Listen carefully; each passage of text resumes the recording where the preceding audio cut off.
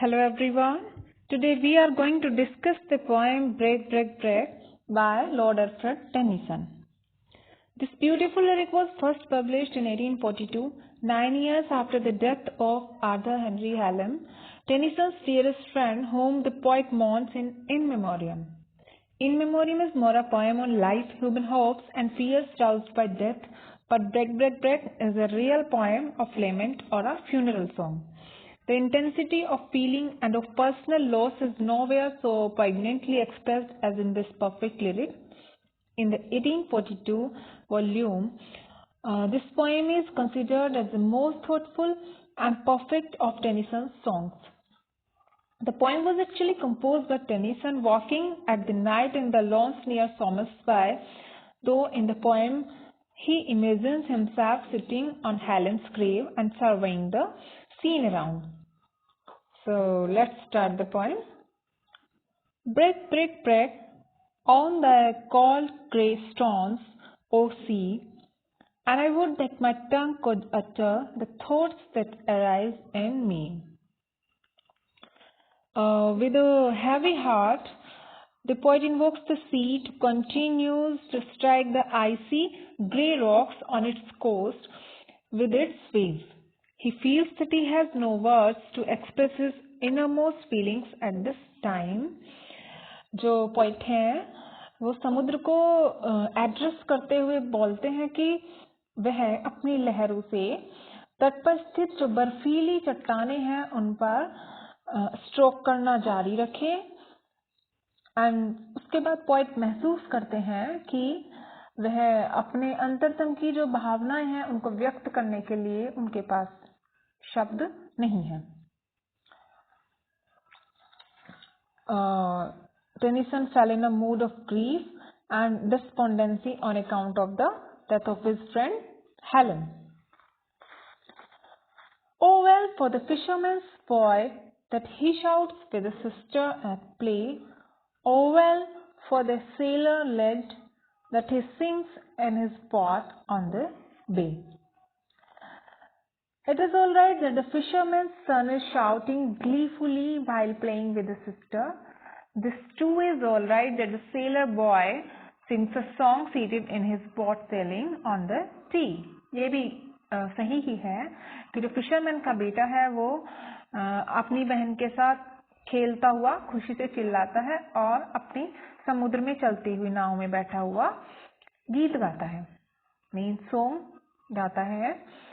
And Tennyson fell in mood of grief and despondency on account of the death of his friend Hallam.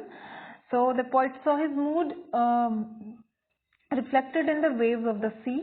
The sea seems to express its sadness and gloom, but the poet didn't possess adequate words to express his feelings of grief.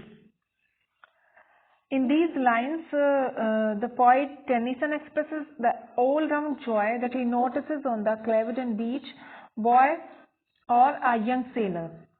He says that fishermen's children playing with their sisters can well express their feelings of joy and delight by shouting freely and loudly. Young sailor lads likewise can adequately express their joy by singing sweetly while working on their boats in the bays. The poet feels sorry because he lacks words and cannot fully express the deep-rooted grief of his heart caused by the sad demise of his dear friend Hallam. Oh well for the fisherman's boy that he shouts with his sister at play. Oh well for the sailor lad that he sings in his boat on the bay. And the stately ships go on to their haven under the hill, but for the touch of a vanished hand and the sound of a voice that is still.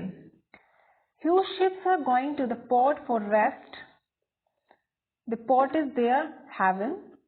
जो बड़े बड़े जो ships हैं वो विश्राम के लिए बंदरगाह को आ रहे हैं और बंदरगाह उनका क्या होता है?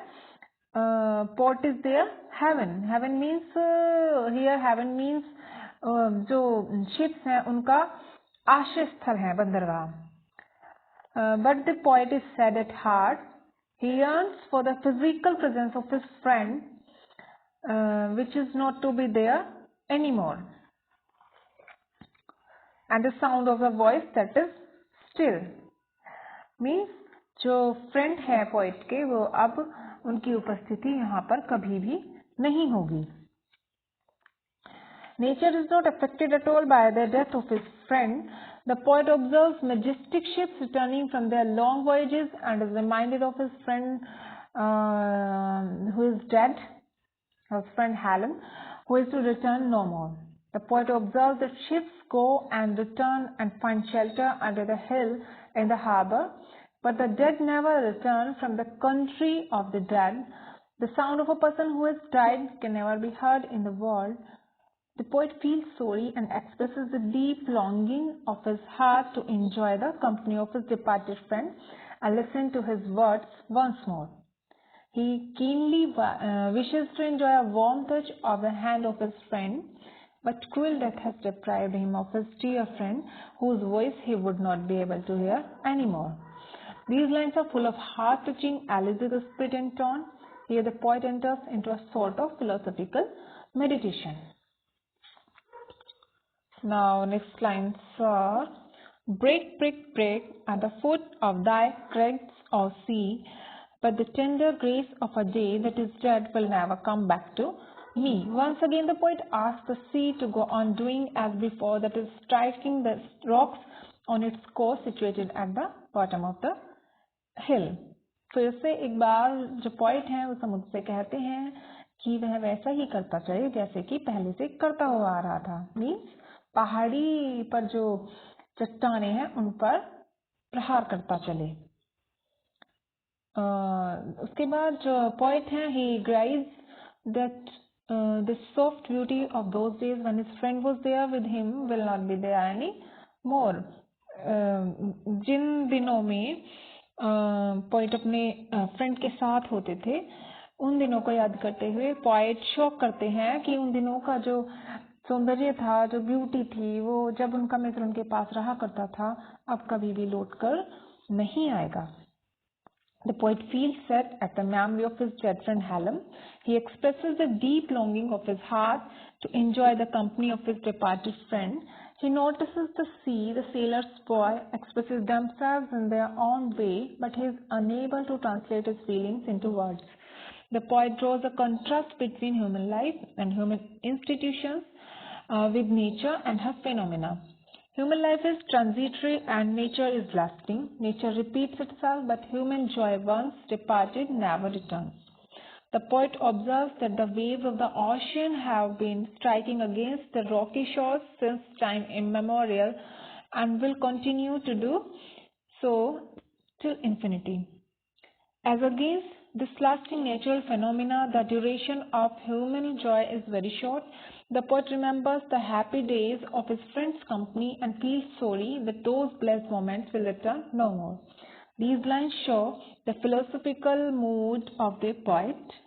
The intensity of feeling and of personal loss is nowhere so poignantly expressed as in this perfect lyric. The last lines have a heart-touching elegiac spirit and tone. Thanks.